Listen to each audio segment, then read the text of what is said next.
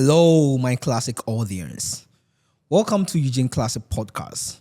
Today, we are going to have an interactive section where we'll be taking you on a thinking tour to have an introspective and extrospective sharing of a lot of things within you. And without much ado, my co-host. I'm Bernard Maluel. It's a pleasure to be here. I'm Vishak Madavan. I feel fantastic being here. All right, so before we even start, I would like to introduce Vishak. Vishak is an award-winning financial professional in finance and accounting with a global perspective in the international sector. That's the Gulf State, Global South, and Global North. So Vishak, I would like you to personally introduce yourself and tell us why you are here today. Fantastic. Thanks for the wonderful introduction, Eugene. And first of all, thanks for all the viewers being here. And a small introduction of myself. I'm brought up in UAE, to be specific, Dubai. And I had a transition to India as well. So both, good part of both the worlds. And I'm a financial professional licensed from New Brunswick and Ontario. So what I do mainly is I mainly look into the tax saving strategies. And I look into planning strategies where people can understand it in an easy way. Because money conversation is not always interesting. I mean, it's a boring subject for many people, yeah? So what I do with my clients I make it easy for them to understand in a different perspective. What year did you get into financial planning? Well, financial planning since I landed in Canada.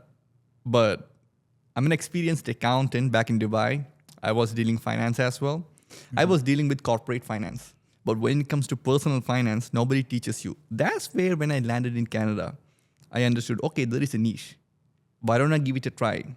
Merge both the knowledge what I have with regards to corporate finance and personal finance and serve the people the best. Okay. Oh. All right, so to start with, I want to ask you that why financial education? Oh man, I love it. I love that question. Why not financial education? The reason is that what do we get educated from the schools? They teach us trigonometry, Pythagoras theorem or something, or whatever you call it, maybe mathematics. My question is, oh yeah, are we using those here right now? No. When am I gonna use y equals mx plus b if I'm not an engineer? That is right. So my question is, why financial literacy? Is because when is the last time the education system taught you back in your school days how a credit card works? They never taught us how taxes work. That is right. Now, how a line of credit works.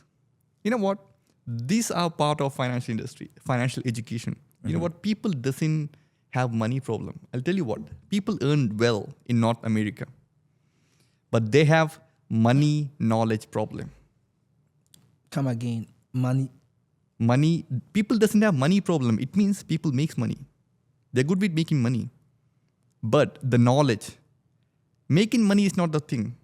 Applying the money, compounding it is the work. People have money knowledge problem, not money problem. That's where the knowledge we share through financial education. Let me just ask a question with regards. When it comes to financial education, did anyone here learn money management? You know what I learned? I learned financial management. I'm a master in finance and master in marketing. But have I learned personal finance? Or have anybody heard of master in personal finance? That's why we need financial education. Why? Everybody makes money, but not everybody know how to manage money. I think Ben wanted to say something. I was gonna say, just for me to know this stuff in high school, I had to take an elective course. It's not a mandatory thing for children, in high school and, in elementary school to know, you have to go and put economics in, your course timetable, in order to learn stuff like this. Yeah, we don't learn it, in our education system. Oh. It's not a mandatory course. Wow. Yeah. Not taught in school. Why? It's a controversial question. Maybe the government doesn't want us to know how it works. Maybe that is how the financial system has been designed. The financial system, the education system has been designed. They want doctors, lawyers, accountants, corporate finance people, all those people. They want more people to work in Bay Street. He said it right. They need workers.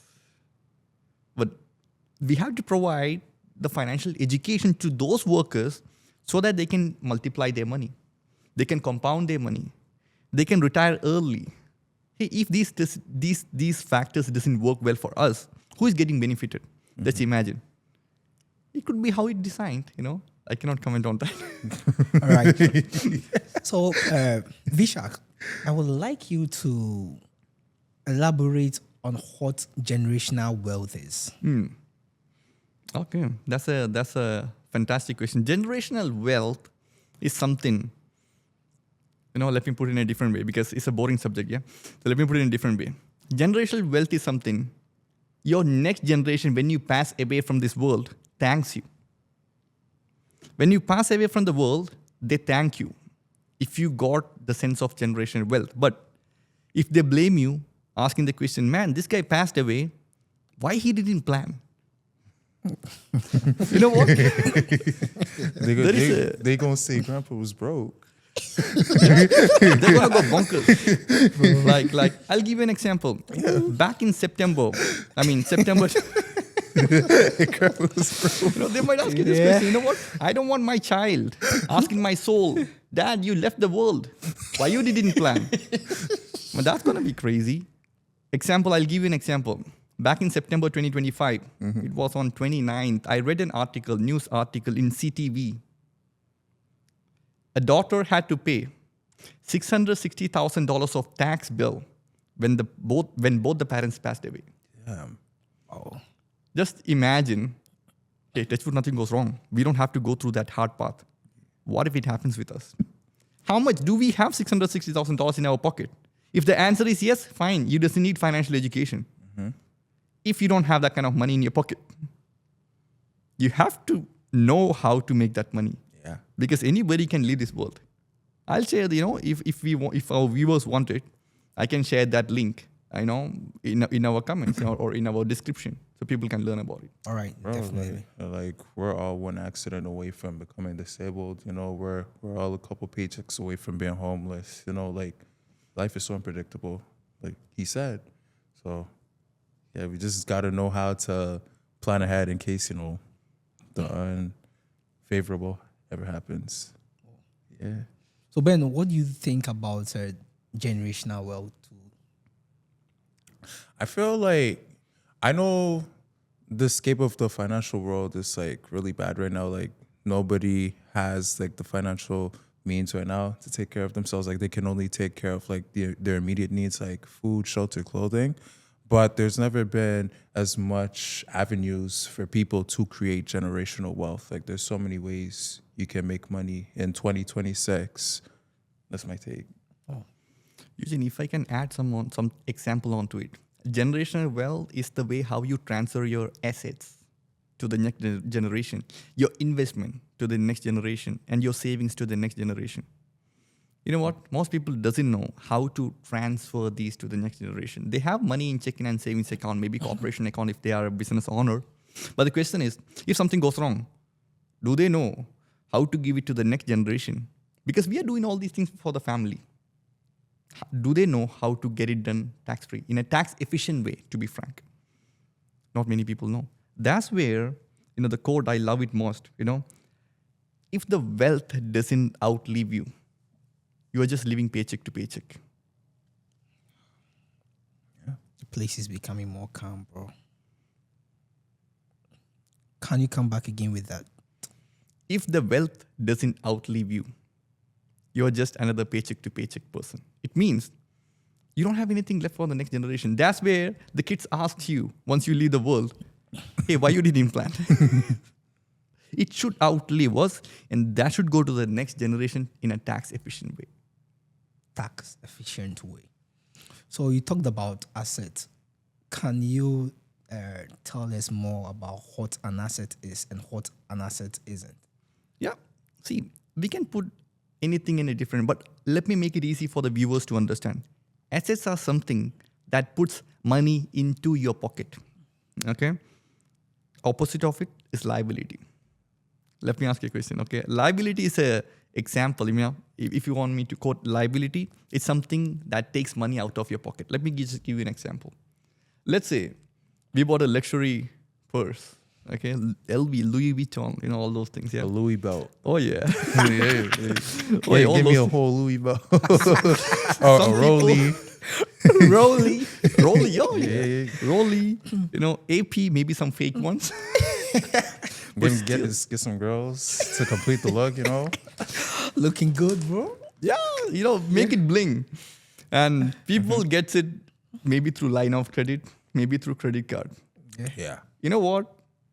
This is the example. If your Louis Vuitton is a claim on your asset, let's say you're paying it, you bought it using a credit card and you're paying it back. That's your liability. People can add anything onto it, saying that, hey, I can resell it, I can make more money, this and that. Are you making the money now?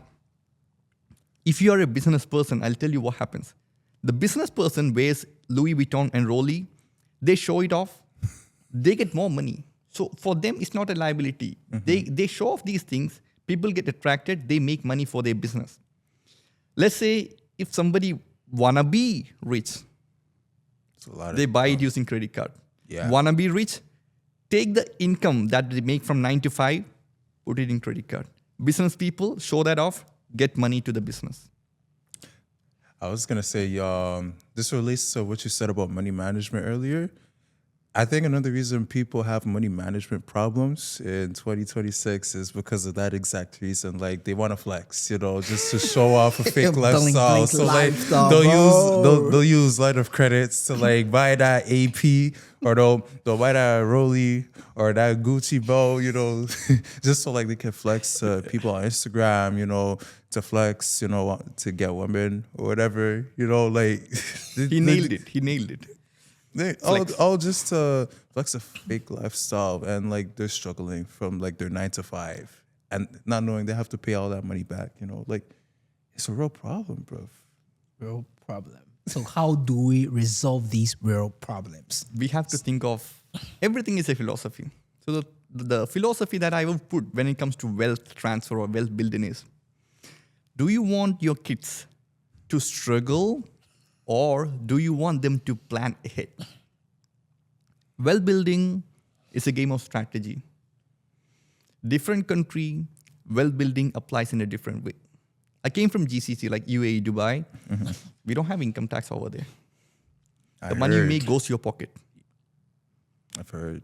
If I'm not wrong, they introduced VAT. That is a value-added tax back in 2017. Till 2017, we had tax on nothing. Oh, Tax-free. Now, we are in North America. yeah. Heavily taxed places. Capital gains. Here, you earn money, they tax you. You spend money, they tax you. You save and grow the money, they tax you. When you die, they still tax you. Let me just reframe, the code that the news, CTV news. When the parents passed away, the daughter had to pay $660,000 in taxes. Damn. Now the question, how you can build wealth, different strategy. You can use the registered accounts that we have it in Canada. TFSA, RRSP, RESP, but these are having limited rooms. You can even use non-registered accounts, segregated funds, mutual funds. But people should use a mix of everything so that if something goes wrong, when we are alive, we have to use the money tax-free. We can do that if we apply the knowledge using segregated funds and long-term investments. Now, have anybody heard of infinite banking? Infinite bank. Finite bank. No. This is something I give as an example of your money working for you. These are not for like normal people. These are for business people. Business. Now, when people take apply loan from a bank, the bank gives them loan, right? What if you have your wealth and you give it to the bank? You're saying, hey, I have my wealth. I take loan against the asset that I have. and you can take multiple loans against that asset. And you can pay it back. Now what happens? It goes infinite. When you need it, why the interest is less? You can pay the interest to you. Why you want to pay the interest to the bank? You can pay interest to you, to use your asset, because why? You're taking a loan against it. For example, the wealthy uses life insurance as a wealth transfer tool, wealth building tool, and there are ways to access it, the money tax-free when we are alive. But the question is, these informations are not transferred to 90% of the population out there. Specialized knowledge. So these are few ways that we can build wealth and transfer the wealth. So building wealth itself is work. Yeah. And in this era that we are in, we see a lot of Gen Zs and millennials trying to do it themselves. Do it yourself, investor. How do you see people like that? And are they able to access or tap into that specialized knowledge to make sure that they are getting the right things done? Fantastic question. That's why I always advocate on financial literacy. Why? That is not being taught to the kids at the school. Now, when you train somebody, when you teach someone to be financially well aware, they know what exactly they should do. For example, you know what? If I got my child, okay, she's born in Canada. The moment she goes to the school, I will teach her how money works. Simple example. Let's say, we have somebody sitting here in 20s, late 20s or mid 20s or early 20s. You are here. I'm 26. Well, that's fantastic. Tomorrow is my birthday. Yeah. Birthday in advance. Happy birthday wishes in advance. Happy you're strong. Happy V-Day. Happy Glow Days. So more money, more rollies. More Be blessings. transferring some monies to me, So do I. Happy birthday to the host in advance. You know what? Cheers to These good guys are life. full. Oh yeah. Long live Eugene. You know what? I'll give him, take him as an example. I'm 37. And maybe some people are in 30s, some people are early 20s. You can build wealth faster. Because building wealth is a time game. If we can build wealth, money, compound money quickly as well, but it's risky. There are ways to do that. Now, if you have time, let's say, brother, you invested your money. Mm-hmm. Right now, if you want to retire, you have to look into a strategy like somewhere between $200 to $300 every month. If you're able to invest that in your early 20s, you can retire at 65. Yeah. And maybe this is a subjective question. When you retire, how much wealth you should have? Now, if I put somebody into that equation, someone in their 30s, they should cut. save. They're cut. They lost 10 years. They lost a decade. A person in 20s and 30s, 10 years. They lost a decade. They have to maybe save somewhere like over $600 every month. Not even $600, maybe $1,000 every month to retire at 65. What if somebody in their 40s, they lost 2 decades, maybe they have to, maybe double digit, maybe over $5,000 every month. Then they can retire in their 65. What if I got this education, financial education in my 20s? Man. He'd be Jeff Bezos. Yeah. Okay, not Jeff Bezos, but he'd have guap. That is very unlikely, but still, we can have a good retirement. He'd be well off. Now, the trouble here is, I've been there. Back in Dubai, when I was working in my 20s, I don't save. First thing, I didn't have financial education. How many of you are having financial education? The viewers. All the viewers. How many of you are having the financial education? Viewers, This camera's here too. Yeah. got to answer to this question. If you have your kids, start as early as possible. If you need guidance, you can reach out to Eugene or me or whoever it is. We'll give the information how you can contact us in the description. When people are young, when kids are young, that's the time they should start. Why? When something goes wrong, the kids will say, "Thank you." Thank you, Daddy. You left the world, but thank you. So I wanted to ask this question later on, but like what you said kind of prompts me to like ask it now. So I invested back in 2020, 2021, you know, back when there was like a bull run and like the economy was good. But like now seeing that as in we're in a recession and like things are kind of hard for people, like how do they save, you know, money, you know, to invest, you know, during these troubling times? And how long do you see the spare market lasting? Fantastic question. We have a specialized workshop that happens in our office. We have multiple offices in one of. We do this every week. And there we teach how to increase your cash flow and how to reduce your debt. If you're able to increase your cash flow, I answer your question. Why? Now we have inflation, that and this, you know, high cost of living. If you know how exactly increase your cash flow, now you have, disposable income, extra cash to invest. How we do that? Simple. When I talk about emergency fund, let's start from there. How many of our community would be having emergency fund? Oh, And my question for the viewers are, culture. Yeah, as part of the culture, at the same time, how many of you can survive next 3 months if your income stops today? Not a lot. I wouldn't. Oh yeah. I wouldn't. Welcome to the new world. The place is getting more quiet. Bro. You know what? Yeah. We have to start from the basics, you know? So People how do you think- start from the basis? Fantastic question. Because we Start like from- getting to the basis. Start from emergency fund. I'll tell you why. Why? If something emergency happens, we have to have some money. But the new world emergency is, do you know anybody know example of the new world emergency? I'll give you an example. Boxing Day. Black Friday. New iPhone release. That's an emergency of new world. The real emergency is loss of job.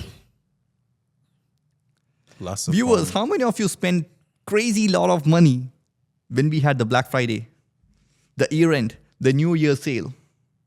That's your emergency fund. You spent it. Bro.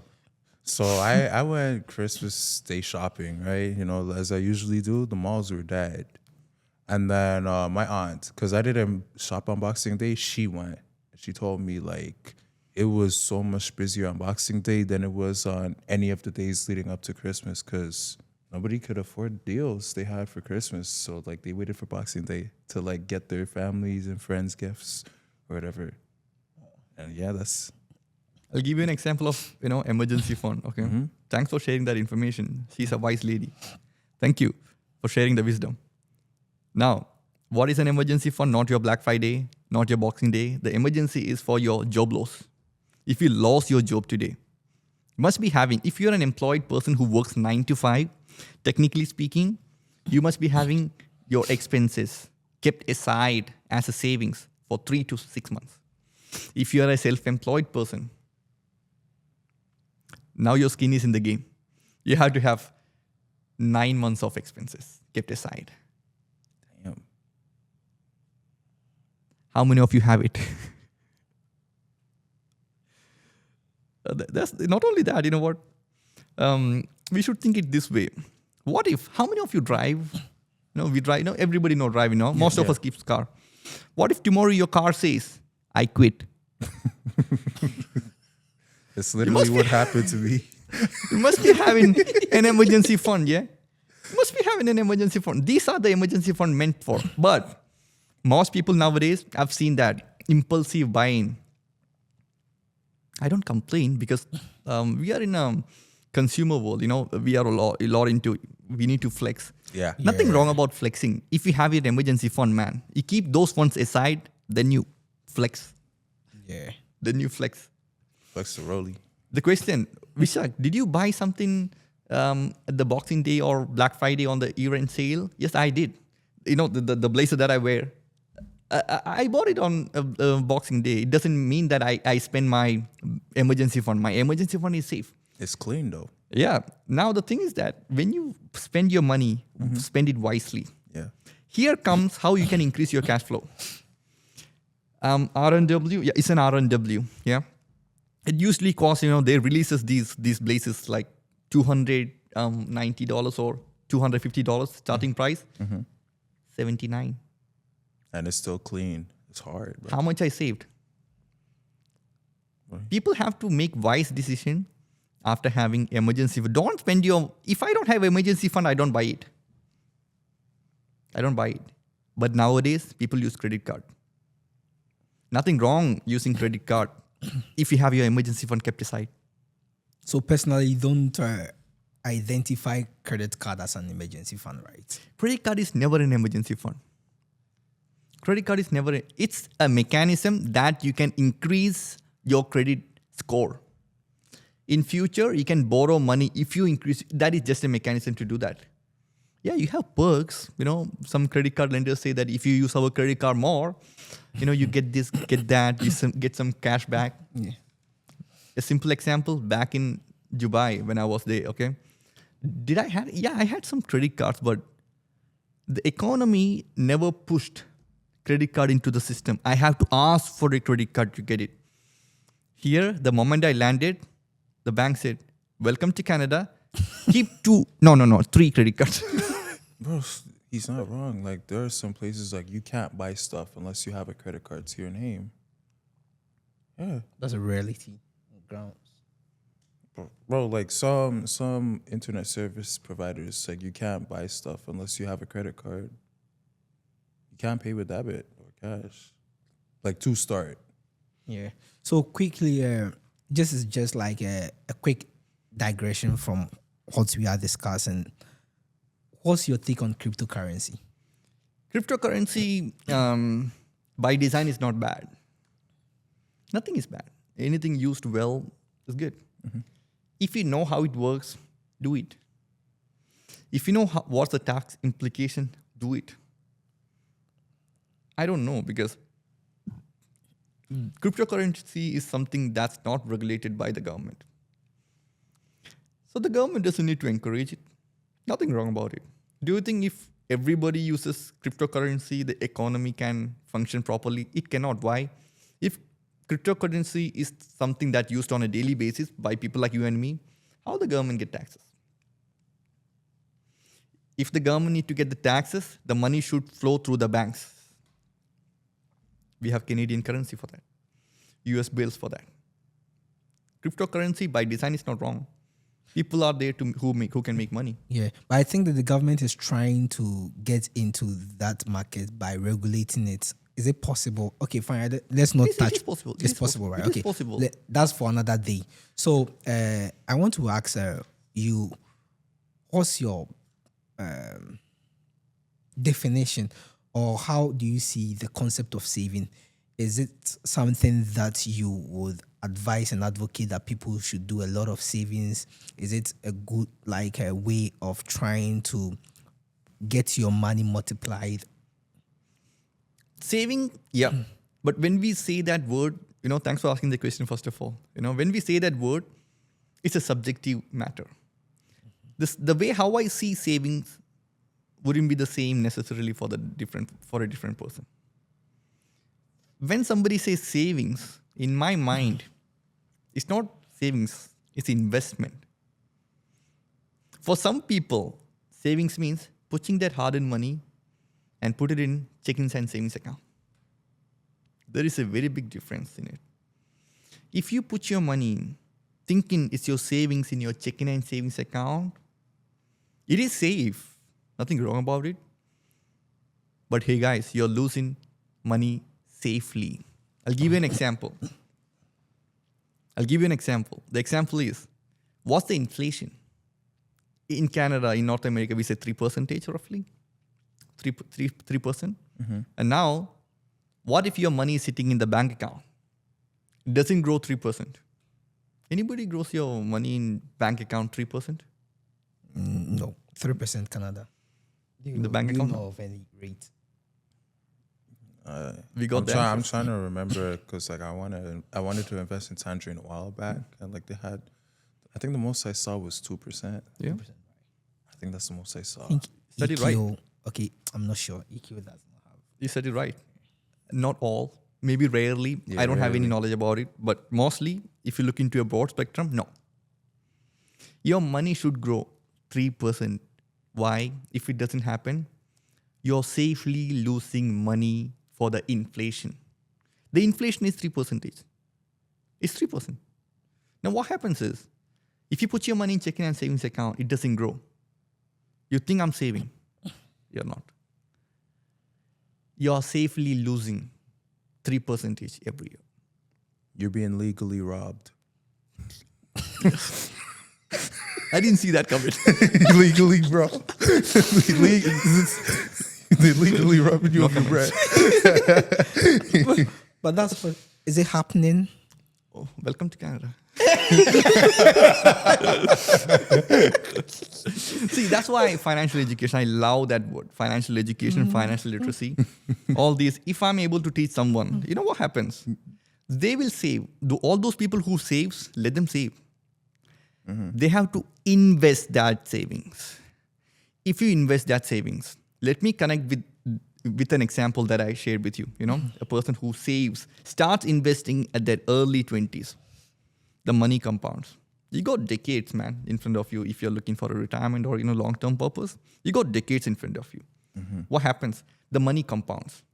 Well, let me give you an example here. Compounding interest. What's compounding interest? Okay. Yeah. That's a very valid point. Why? When you save, the money doesn't compound in checking and savings account. But now when you invest, the money compounds. So here, technically, compounding, many people doesn't, digest what the meaning. I'll make it easy for the viewers. Why finance as it's a boring subject. So I'll make it easy. Yeah. Compounding, ignore that word. Money, ignore that word. Interest, okay? Let's focus on interest. And let's say you got some money with you. You got some money with you, okay? That money is getting interest. You're getting interest on that money. Now that interest is getting interest. Interest on your money and interest on your interest. That's compounding. I'll give you an example. I'll make it easy for everybody to understand, okay? Very easily, in a very common layman point of view, your money having babies and those baby having babies. And the money keep producing more babies. That is compounding. It never stops. A person who starts compounding at their early age, think of how bonkers the growth could be. The money compounds, the money makes baby, the interest makes its own baby. Everybody keep doing the work in and out. So that's where, if it doesn't know how to compound money, you will work till you die. That's how the rich keep getting richer, the poor keep getting poorer. Right there. Wow. Makes you think, don't it? Yeah. I'm in my head still. The conversation is getting interesting, and you have taken me on a thinking thought, that I'm asking a lot of questions in my head. So, with the compound interest, how can one identify, let's say, an investment or an asset that will be getting that? Now you're getting into specifics. That's great. Now, when you said assets, let me just give you two examples. Stocks and bonds. We heard of stocks and bonds, right? Yeah, of course. So let me just give you the differentiation of those two. There are different kind of investment. People can invest in real estate, this, that, even crypto. Let me just give you the layman point of view, what people can understand in an easy way. Stocks and bonds. Let's say, Eugene, you own a company. And if I look into a stock perspective, I'm telling you, Eugene, I believe you, and I'll become another owner of your company. I'll take a share. That is stocks. Bond means, Eugene, I don't trust you. Damn. No. I do trust you. What did you do? Now I'm giving an example. I know. I'm so, There's no sorry, viewers, if we are confusing you.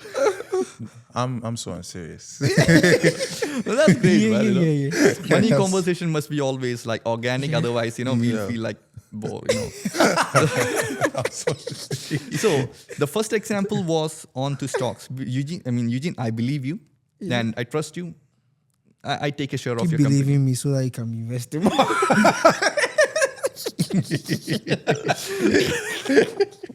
That's a good way. Yeah. And Keep believing me like the American economy.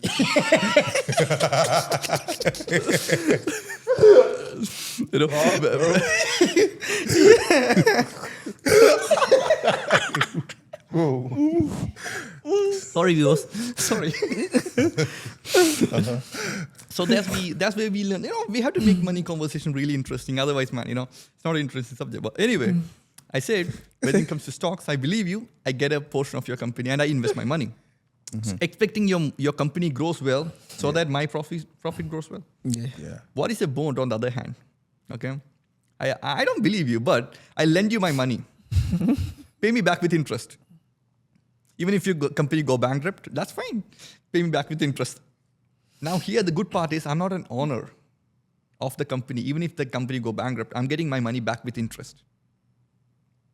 I was gonna say thank you for bringing that up because you see what's going on with the USA right now, like globally with geopolitics and stuff. Like you see China's pulling out their U.S. bonds, and you're seeing the European Union, they're thinking about pulling out their U.S. bonds, and like if they all decide on doing that, that could bankrupt America, like you just said right now, because. So it's very interesting. It is very interesting. And thanks for bringing that topic. Yes. It needs to be discussed. Yeah. Because it's gonna change the landscape of like the world and like finances and it's a game of chess. Game of Chess. not checks. No. not I mean the checkers. chess, the one that the king is, the queen is there, the Yeah. minister is there, and you got some soldiers. The chessboard game. Yeah, the king It's a and game queen. of chess. And Trump is a smart guy. Wow. Trump is a smart guy. Many people can disagree. I have a lot of disagreement in what he does. I have a lot of agreements in what he does. See, and let's come back to the point. Okay. Yeah. America, it's a strong country. US is a strong country. It's one of the largest economy now. It is still the largest economy. I know things are happening. People are trying to pull out, but still a strong economy. It is still a strong economy. Example, I heavily invest in the US. Why? Because when you invest, you must see the track record of the fund that you use. You can use mutual funds. You can use segregated funds. You can use crypto. No, crypto, I don't know technically about crypto, but I haven't seen historical records of crypto. When you invest your money, you should see in the historical record how well the fund performed. There are a lot of funds performing really well in the US. Personally, my money is growing 20 plus. Hey, that doesn't mean that I can guarantee you that kind of rate of return. Yeah. I'll tell you what. That's the difference between stocks and bonds. We all know Nokia. We all know BlackBerry. It means I believe, if I'm a person who believed in BlackBerry and Nokia, I would heavily invest. What happened to them now? Nokia is trying to make a comeback and BlackBerry's cooked. Like, that's stocks. I don't want to lose my money. That's where the concept of mutual funds comes into the picture, or segregated funds comes into the picture. You take a lot of funds, lot of stocks. When it comes to mutual funds, what's a mutual fund? You got a lot of stocks. Let me give you an example. Now we are talking about Nokia. I took Nokia, Samsung, Sony Ericsson. Where is that now? Now it's Sony. Anybody heard of Sony Ericsson? Sony Ericsson. Man, back in the days, they used to make generations, bro. They used to make phones like a rocket, space rocket. Yeah. P series. You heard of it, Eugene? Yeah, P. Yeah. Yeah, but that's like generations ago. Yeah, If I'm getting my, math right. that is right. Let's say I took the stock of Samsung, LG, Nokia, everybody. So now I have a pool of stocks. This is mutual fund. Let's say one of the company, like let's say Nokia, went bankrupt or whatever. I mean, I have 3 more companies with me. So my portfolio stays strong. When you invest long term, if you don't know technically how the ups and downs of the stock market goes, don't do that. Put your money in, mutual funds. And you have to always dollar cost average the risk. Now we are talking technical. Oh. It's getting deep and complex. When it comes to dollar cost averaging, brother, if you're able to do dollar cost averaging, you can even start small. You can start investing $20 a month. You can start investing $20 weekly. Who cannot save $100 a month? Everybody in Canada should save $100 a month. Technically speaking, you should save minimum $300 a month. What is the $300? Lesser than 1 hour of your paycheck. What is the minimum pay? Definitely more than $10 an hour. So technically, you should save $10 a day. If you save $10 a day, you save $300 a month. You should do that. Yeah. I was going to say, what do you think about the 50, 30, 20 rule? So when I was in high school in my economics class, my teacher told us like you should use 50% of your income towards like your expenses. So like bills, food, groceries, whatever. 30% you invest. And then the other 20%, you buy whatever you want to buy. So like that Gucci belt, whatever, stuff like that. What do you think about that rule? Well, thanks for bringing that topic, okay? That's why education system teaches you what they want to teach. Okay? Now, let's say a person who is making lesser than minimum wage, I don't know whether somebody makes that in Canada. Do you think that rule applies to them? Why? The inflation is crazy high, cost of living is crazy high. Maybe 60% goes in cost of living. Do you think that equation applies to him? No. So reality is way different than the education system. That's why Robert Kiyosaki openly criticized the financial system and the education system. And, as he said, the legend always says, Robert Kiyosaki said, the rich people cringe and says that, hey, Robert, don't teach the secrets to the, common people. Now, that's where my answer is coming, okay? You should know the way to make more money.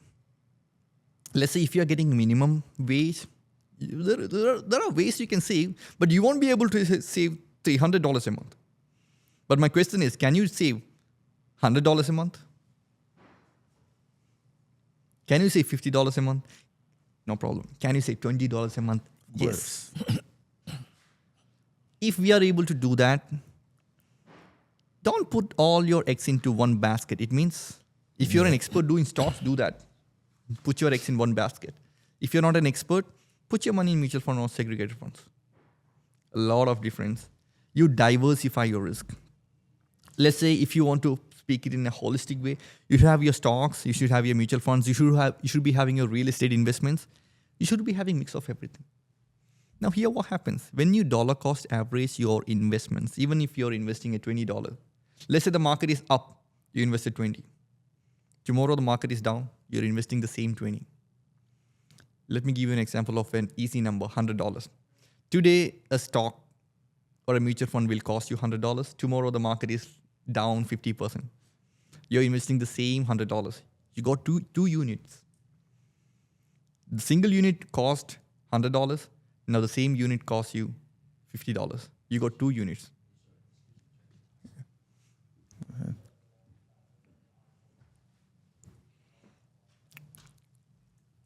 Now, you got 2 units using the same $100. Mm-hmm. Now, next month, what if it goes down 25%? Now you started getting 4 or 5 units. What if it kicks back to the 50%? I'm not saying that it went till the 100%. What if it just kicks back to the 50%? You know what happens? You started getting more units. When the market is up, you bought. When the market is down, you bought. When the market is up, you bought. Your risk is averaged. When you have more units, even if a small growth happens, you're selling the units. Simple example. I got an iPhone, $1,000, for an example. Yeah. What if the market is down tomorrow? I got $500 iPhone. You know what I do? I buy two. When the market is up, I sell one. Same thing. This is a layman concept. By merging these factors, you must be able to save and invest your money. And we have a workshop happening. How to build your savings, how to build your retirement, how to build your wealth. Come and attend that, workshop. 1 hour workshop, you learn the basic things that you need to know. All right. So what's the difference between mutual funds and segregated funds? Oh, that's a nice question. Not many people know what are segregated funds, okay? Segregated fund, simply put it, is a mutual fund with a life jacket. It's a mutual fund with a life jacket. Let me give you an example. Segregated funds does have possible creditor protection. It will protect possible creditor protection from the creditors. Why this topic is really important? Let's say I'm driving in Canada and touch wood, nothing goes wrong. We see a lot of crazy drivers here. What if I had a good collision with another car? I had an accident. Touch wood, nothing goes wrong. Normally, people go for $1 million auto coverage, auto insurance. Some people go for $2 million. I have gone for $2 million. Okay, try to get as much as possible, $2 million. What if the guy who had an accident with me is a businessman, a multimillionaire, and he loses his life? Oh, you're toast. You know what?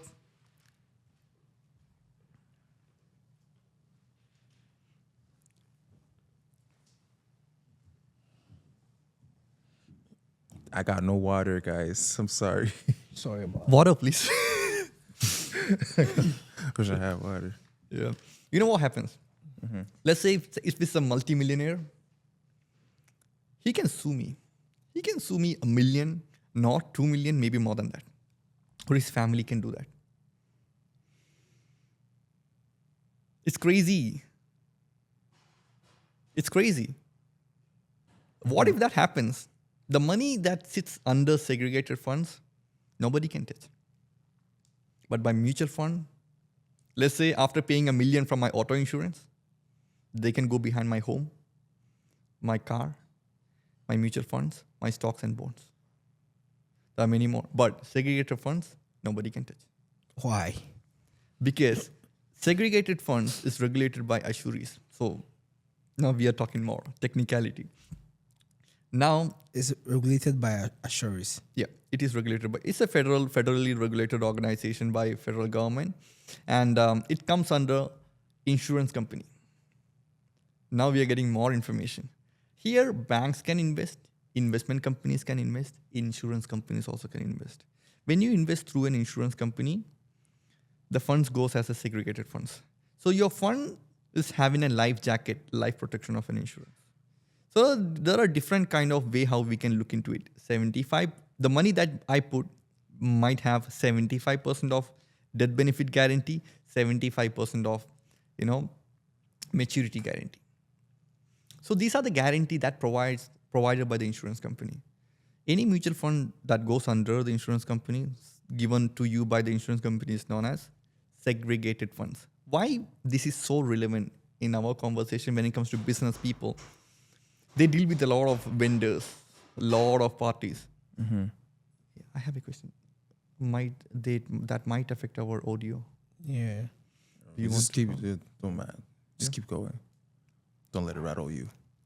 This is so relevant when it comes to the business people. You know what? If they don't have money sitting in their segregated, they should have mix of everything. Segregated funds, when it comes to the creditors, when it comes to the vendors, when it comes to those people who we owe the money, they cannot run behind it, even if we go bankrupt. People can even go bankrupt having a lot of money sitting in, instruments like So these. my apologies for interfering. So how much room do we have when it comes to the segregated funds or is unlimited? Do you have a limited like room that we can have a certain amount of money in the segregated funds? Like a It's- TFSA. Hey, I said so like a TFSA. yeah. Yeah, yeah, he's almost there. It depends on the regulated instrument that you use. There are registered accounts and non-registered accounts. What are registered accounts? All the accounts that we are familiar with, like TFSA, FHSA, RRSP, RESP, they have a limit. That is defined by CRA, Canada Revenue Agency. They limits it. All the registered accounts, like TFSA, RSP, RESP. We can use segregated funds under them. When we do that, I am limited. I don't have I don't have I have a limit, by the way. Now, when you use instruments like, if you go to CRA's website, if you can type estate planning toolbox. So you will see 6th or 7th line item, permanent insurance as an investment. When it comes to permanent insurance, it's like, under a corporation or, a person's life, or individual like you and me, we can own it. Even a corporation can own it. People flush out money into insurance like this. Right? They have an upper limit and lower limit. Upper limit is designed by CRA, Canada Revenue Agency, saying that, hey, Vishak, if you get qualified for this kind of coverage, every month you get $1,000 of exemption room. It means you can put your money, grow it tax-free under that limit. This is a very good tool that business people must use with regards to their wealth transfer, protecting their business, and having a fantastic retirement.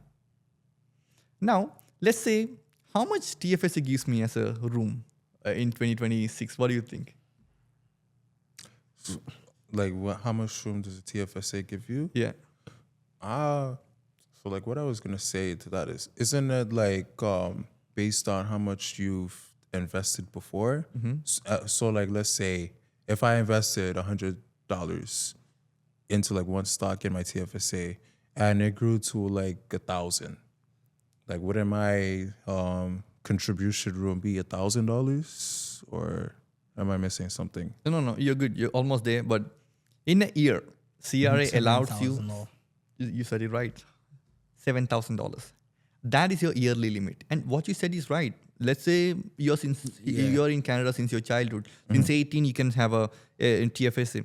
So you'll be having the room since, So what you happens? Like, let's try calculating his. Okay, like I'll make it easy, because why? When we don't standardize the conversation, the viewers might get confused. Oh, okay. Let's yeah, sure. focus on the year 2026. You have a $7,000 of contribution room. You can put your money. You can grow your money. Any money you put over 7,000, they will find you. And now, now when it comes to segregated funds, that's under a life policy. You get based on the coverage that you apply, it goes up and down. Let's say you are having $1,000 exemption room on a monthly basis. This grows like a TFSA every month, $1,000.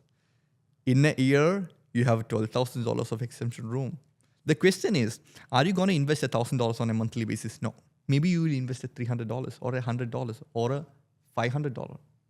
Now what happens? The balance 500, if you're investing 500 into your coverage, what happens is the balance 500 is your balance room. This room get accumulated every month, every year. What happens? You have a huge tax exemption room. So there are instruments that limits you. There are instruments that helps you build huge tax exemption room. And they don't teach us this. This is the first time I'm hearing about it. Yeah. Well, think we That's need right. to do a series on this. What do you think? I'd be down. Yeah. Like, I'd be Because- down, honestly. Yeah, like you said, people are very. Why do you think people are uncomfortable talking about money? Well, that question brings a lot of emotion to me. The reason is that since our childhood, I don't know, maybe that happened with everybody. Like most of our community, what happens is, money is bad. Yeah, money is the root Money's of all bad. evil. Give me the root. No, like that's the saying. The rule. You know, Yeah, that's why most of the So time. you believe that money is the root of all evil? in a way, yeah. Like it's in the hands of the wrong people. Like people, like it's in the hands of people who just want to see us all, not do well. I'm gonna say it in a PG-13 way. Like they just don't want to see us do well. Yeah, and so like if we move that money to like the general public, we can all thrive. So Vishak, money the root of all evil?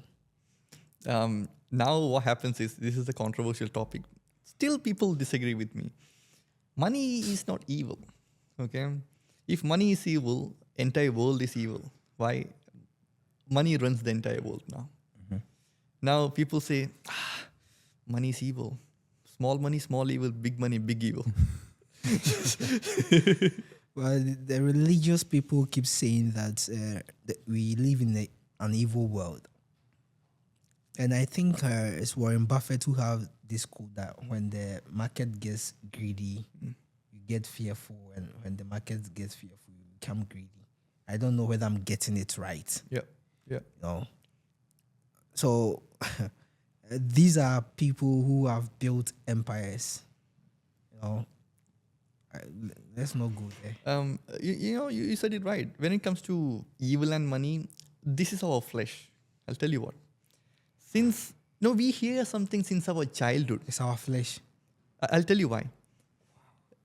We heard something since our childhood that went to our brain. Subconscious programming. Yeah. Your brain designed your body. And then like the ages between 0 to 7 years old is like when your subconscious really takes in information and like it runs your whole life unless like you come to terms with it and like change that programming. Yeah. Change that programming, right? Yeah. So like at a very young age they tell us like money's the root of all evil, or like our parents say these rich people are bad, you shouldn't be like them. Very true. And so that's how we go our whole You're nailing it, man. You're nailing it. I'm telling you, rich people are, evil. No. Rich people are, I respect those people. They did something different than the 90% people. That's why they're rich. Now what happens? As you said, the subliminal programming that happens since our childhood is very tough to change. Now what we think is like, we are with a crowd of sheep that's colored white. What if I'm a black colored sheep? I'm the old man, I'm out. So what happens? The brainwashing happens since the childhood, thinking that money is evil. See, I don't disrespect anyone. Even, my people, says that, hey, okay, whatever you make, the money that you make, even if it's small, is fine. All those kind of conversations. So what happens? You stay small. You don't think big. Yeah. But when I came to North America, because of the circle that I'm in, man, it's good. We have money conversation, not a daily basis. Hourly basis, we have money conversation. Now what happens? Your programming gets changed. Now what happens? The other people, the other sheeps that's colored white, they recognize you black. You're the old man, you're out. You no more belongs to the old set of your friends. Now they say, oh, you're no more available for party. You're no more calling me. Hey, it's not like I'm no more calling you. I started changing my programming. I'm with the new, I still love them. But if our wavelength doesn't match, I'm not in the circle. I don't want to party anymore. I don't want to go for picnics anymore. Hey, I do work hard, I do party hard once in a year.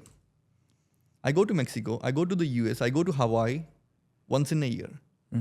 But other people whom I were part of the previous circle, they have small entertainments like, I go for picnic every week. I don't go for picnic every week. I go for outing every month. I don't do that. I accumulate it. I do something big. Now, this kind of program, people might ask you a question. Hey, Eugene, why are you not doing parties anymore? Why are you not around us anymore? Because your programming changed. Now, what happens? Now your thought process starts changing, thinking that, hey, I should know how I should make more money. Now money is good. Now it's not evil. That's where the perspective changes. We have to change the perspective. That's why we have to teach financial education for the kids. We have to change the programming. Money is not bad. Rich people are not bad. If that's bad, the world is not here. How many of the populations are employed? 95. The rich people are not there. Who will employ them? I have friends saying that, hey, look at that marriage. The rich guy is doing the marriage. Why he's spending crazy money? You know what I say? I'm happy when I see people spending money. You know why? It's good. That money is going to the economy. People like you and me make money. What if this rich guy doesn't spend money? The money is not in the economy. Let them spend. If we don't know how it works, learn it. You make big money, you also spend. Good for the economy. Let the government keep their share. Let us keep our share. Let the 90% people who works 95, let them keep their share. Okay. Money have to be spent because the relation with money is not taught properly since the beginning. Wow. Yeah. So like, how would you reform our education system to teach financial literacy better to kids and teenagers in our education Yeah. systems? Thanks for asking the question. Thanks for really, I thank you from my, deep from my heart for asking the question. The reason is that in my culture, I'm from southern part of India. Yeah, I'm an Indian. So what happens is we got a lot of celebrations where our relatives gives us money, and we call it Vishu. So if I'm not wrong, it's a harvest festival. If I'm not wrong. So what happens? Those people who made it big, who had disposable income, they give us money. So I got a lot of money when I was a kid. Nobody told me what you should do with the money. If I did some investments back then, man, I'm good. I would have a lot of money. Same thing with you guys, people who are born and brought up here. If somebody had taught you, hey, Eugene, brother, if we give you that kind of money, every year we give you this much. Don't spend, invest. If you invest, you see the difference. If you spend, you see the difference. If you spend, your money is zero. If you invest, you grow your money. Yeah. So that's channelized, or that is something that's programmed since the early childhood. My daughter, her age is 0. She's like, so today is 29. Yeah, she just turned 8 months old. Okay. She's already having investments on her name. Think of this baby turning 18 years old. She'll be on financial steroids. So yeah, She's set. financial steroid. Yeah, you said it right. Financial steroids. She's set for life. Think we need to be doing this for the culture. What do you think? Agree. Yeah. This literacy, if my father had, he was a businessman. He's no more. He's in peace. He's rested in peace. So Sorry about that. no, that's okay. It's part of the life now. Once you hear a story for a longer time, you won't feel it, and that's the reality. We have to live with the reality. And we were 3 boys. Okay, 3 siblings. If we had this knowledge, hey, you invest since your, when your child is like really young. Once he turns 30, 40, he'll be having good money. Did he have money? He had bonkers. He had good money. He was a businessman. He owned like 3 restaurants, 3 supermarkets, restaurants, and a hotel, back in Dubai. If he had invested that money, because financial education is not being taught. It's not taught at the school. It's taught at the home. And at home, they teach you nothing wrong about it, okay? I respect everybody. It's the way how how they taught us, okay? Financial education is taught at home, and they teach you money is evil. But actually, it should be taught at the school. If we are able to change that programming, the next generation would be in a better place. Totally set. Yeah. I think we need to be doing a series to do some reprogramming. You down? You down? And I'm damn down. Okay. All right. Yeah. Because I believe that health is wealth. and wealth is wealth. Do you believe in that maxim? Man, health is the ultimate wealth.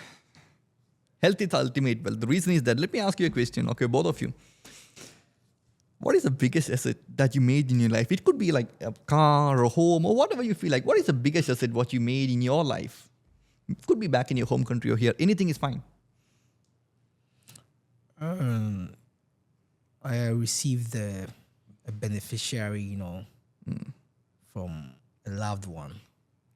That's a big one. That's a big one. Yeah. That's good. What about you?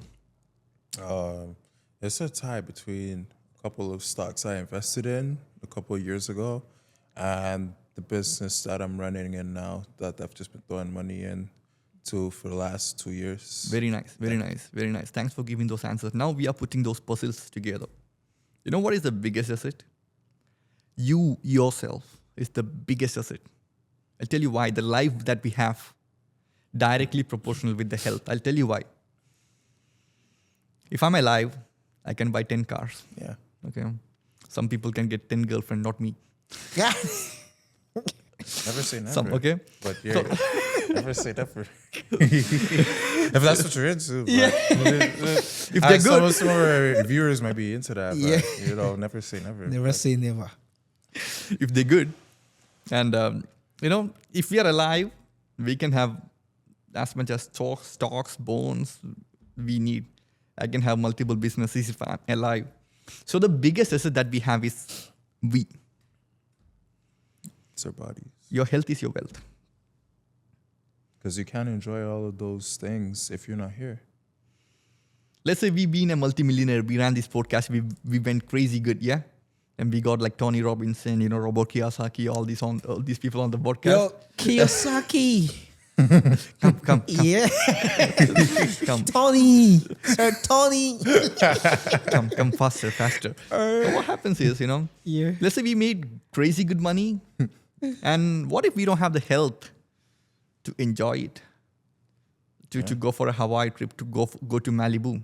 Money doesn't mean a lot. Money doesn't mean everything. But I'll tell you something. People say when I have money conversation, hey Vishak, money is not everything. Question for you is, what is everything? Nothing is everything. But let me put it this way. Money is not everything, I agree. Money can solve you your 90% problems.